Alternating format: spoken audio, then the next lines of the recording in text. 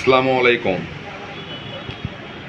যদি কারো ক্ষমতা থাকে, যদি কারো পাওয়ার থাকে, এরকম হ্যাডমওয়ালা লোক যদি আমার এলাকায় থাকে, তাহলে একবার অন্তত আমার সঙ্গে দেখা করে। আমি আবারও বলতেছি, যদি এমন কোনো বাপের বেটা থাকে তাহলে আমার সঙ্গে দেখা করেন, এবং দেখা করে আসলে যেটা আমি বলতে চাচ্ছি সে ঘটনাটি হচ্ছে, দেখা করার পর আমি যেটা আপনাকে বলবো, এটা শোনার পরে আপনার মাথা খারাপ হয়ে যাবে, আপনি অবাক হয়ে যাবেন যে হাবিব ভাই এটা কী বলবো। বুঝতে পারছেন?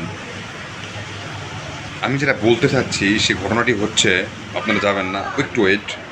আমি যেটা বলতে চাচ্ছি সেটা হচ্ছে, আমার সঙ্গে দেখা করার পর অবশ্যই যদি কারো ক্ষমতা থাকে, যদি কেউ বাবার বেটা হয়ে থাকে, তাহলে আমাকে বেশি না, অনলি 10 থেকে 15 লক্ষ টাকা হাওলাত দে ভাই। সরি, হাওলাত না, একবারে দে, আমার টিয়ে নেই।